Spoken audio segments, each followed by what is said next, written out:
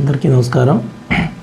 నిన్న షేక్ అఖిల, ప్రెసిడెంట్ జిల్లా అర్బన్ సమాఖ్య, నర్సరావుపేట, పల్నాడు డిస్ట్రిక్ట్ అనే ఆమె ఇచ్చిన రిపోర్టు మేరకు పల్నాడు జిల్లాలో మెప్మాలో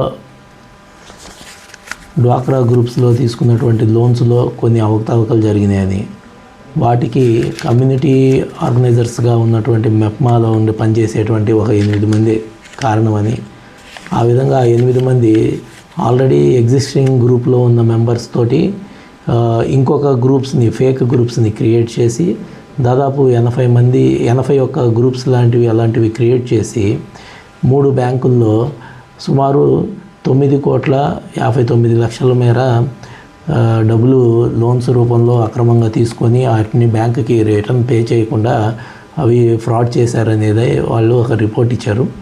ఆ రిపోర్ట్ మేరకు కేసు రిజిస్టర్ చేయడం జరిగింది.